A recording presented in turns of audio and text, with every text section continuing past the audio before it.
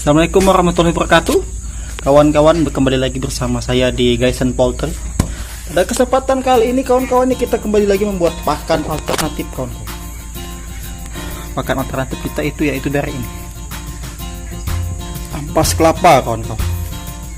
Dimana ampas kelapa ini kawan-kawan memiliki kandungan protein yang lumayan tinggi kan kawan, bahkan mengalahkan dedak kawan-kawan. Kandungan itu sekitar 11-12 bahkan sampai 15% kawan-kawan. Ini baru saja saya dapatkan di penggilingan santan, penggilingan kelapa. Nah, kebetulan ada teman saya, dia penjual santan. Saya hampir tiap minggu ngambil ini. Ini satu karung gede yang 100 kilo ini per seminggu, satu minggu habis untuk bebek. Untuk bebek yang jumlahnya 45 ekor kawan-kawan. Nih, jika difermentasikan dalam gentong ini kawan-kawan, dalam satu gentong ini penuh kawan-kawan, pasti terus ini cadangan nih kawan-kawan. Ini cadangan untuk kita menantikan fermentasi kita setelah jadi atau sebelum jadi gitu. Dan ini ada dedak kawan. Ini dedak ini kawan-kawan bahan yang kita perlukan kawan-kawan untuk pemicu agar bakteri Lactobacillus atau M4 nya itu berkembang kawan-kawan, karena dia mengandung yang namanya itu karbohidrat. Bisa juga itu diganti dengan beras air cuci beras gitu kawan-kawan. Dan ini kawan-kawan, jangan lupa kawan-kawan, gula pasir kawan-kawannya. Saya tidak menggunakan molase karena setelah saya teliti dan saya pelajari baik-baik, molase itu tidak baik untuk fermentasi yang makanan gitu kawan-kawan. Molase itu bagus untuk fermentasi fermentasi air yang bagus untuk kayak membuat penyemprot kandang agar tidak bau gitu teman-teman. Ya kembali lagi, kalau itu sih terserah tergantung selera kalian sih. Kalau kalian terbiasa memakai E4 dengan molase atau tetes tebu ya silahkan. Kalau saya sih enggak kawan-kawan, karena saya menemukan kandungannya itu kalau nggak salah ada itu kayak sejenis natrium apa yang tidak baik gitu buat ternak gitu kan. Jadi saya memakai gula pasir saja. Jadi cukup gula pasir, dedak, E4, gula, udah. Jadi pakan super hemat. Ini beratnya saya kira hampir 30-40 kilo. Nah, sekitar segitu dapatnya. Tinggal dikalkulasikan saja pembagiannya gitu. Berapa harga per kilonya kalau pakan fermentasi ini? Ya, kualitas protein dan kualitas gizinya itu nggak kalah penting kawan-kawan. Bahkan ini lemaknya sangat tinggi kawan-kawan. Lemak baik kawan-kawan, sekali lagi bukan lemak jahat. Ini lemak baik, lemak yang biasa dibuat untuk menjadikan minyak PCO. Nah, itu virgin coconut oil dari kelapa ini kan. Ini lemak baik, bukan lemak jahat. Lemak jenuh. Jadi kita kembali ke topik kawan-kawannya. Fermentasi ini kembali lagi sangat menguntungkan. Saya membeli sekarung ini, sekali lagi saya ucapkan, saya membeli sekarung ini dengan harga Rp15.000. Sekali lagi saya ulangi, Rp15.000 kawan-kawan. Jadi dalam satu bulan itu saya habis sekitar 30 kilo. Habis sekitar 60.000 kawan-kawan. 60.000 15 kali 4 lagi. 15 kali 4 ya 60.000 gitu. Hanya untuk pekan ini. Dan sisanya itu saya hanya mengandalkan campuran konsentrat ya sekitar paling 2% sampai 5% paling banyak gitu. Ingin aja lah kawan-kawannya. Saya membesarkan bebek itu, ini bebek saya ini kami gembul ini 2 bulan setengah, ada yang sebulan setengah ini. Gede-gede gembul hanya dengan pakan fermentasi kawan-kawan sekalian. Pakan fermentasi. Hanya saja seminggu pertama saja saya kasih pur, karena kan hemat juga. Seminggu pertama itu kan dia memang nggak terlalu banyak makan gitu, dan kita ya masih konsentrat aja untuk pertumbuhan baik gitu. Seminggu 2 minggu mulai saya biasakan pakan fermentasi kawan-kawan. Hasilnya buat sendiri lah, berkata memuaskan sekali kawan-kawan. Jadi kapan lagi lah itu ya fermentasi ini. Coba lah kawan-kawan gitu maksud saya. Fermentasi ini memang benar apa adanya gitu, benar-benar bagus kawan-kawan. Ini benar-benar alternatif lah gitu. Jangan lagi takut, katanya takut keracunan, takut ini, takut itu.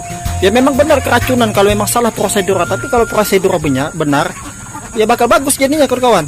Itu. Kalau prosedur salah ya dia jadi busuk, malah jadi racun buat bebek kawan-kawan.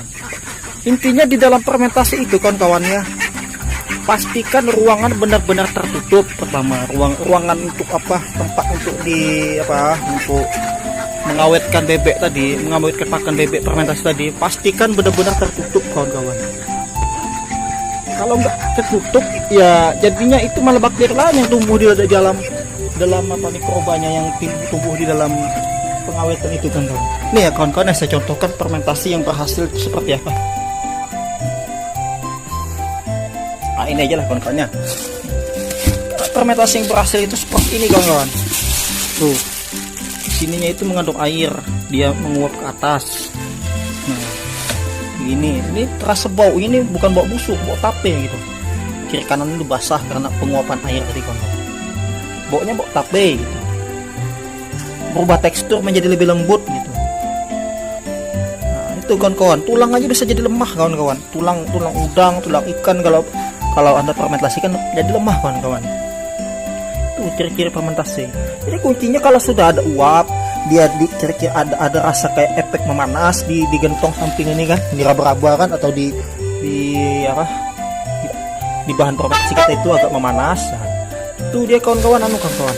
Berarti fermentasi itu terjadi gitu.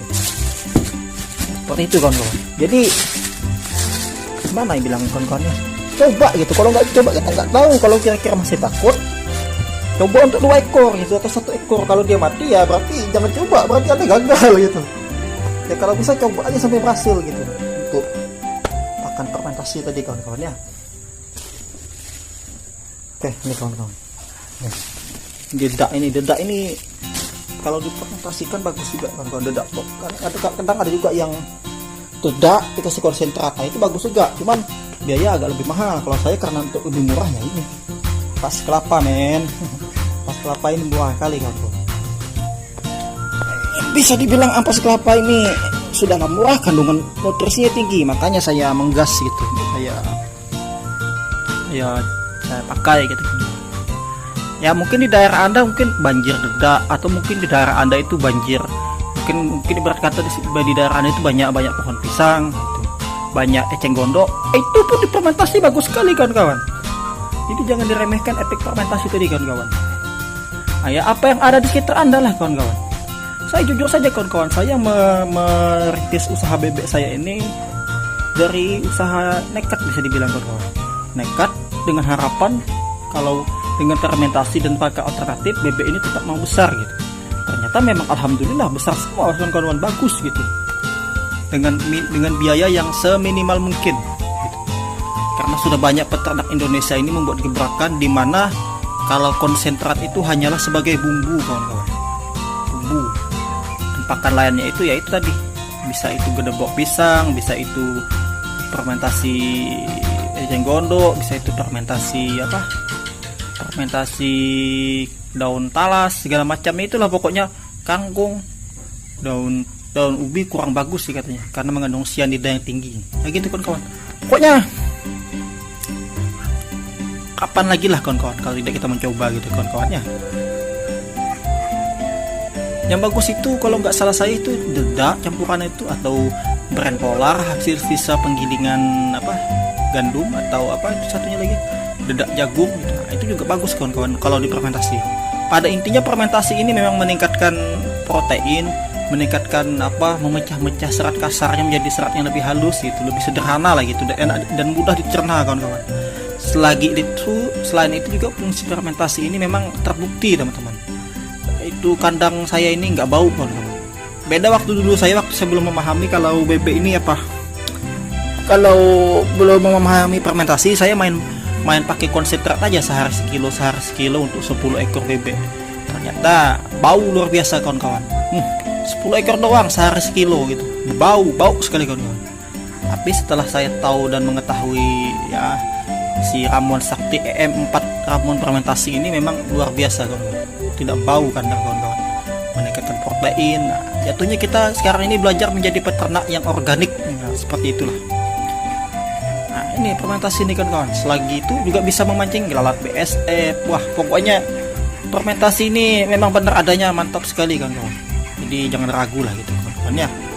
Ini kita akan membuat fermentasi ampas kelapa kawan-kawan ya. Bagaimana prosesnya mari kita simak di kelanjutan video selanjutnya.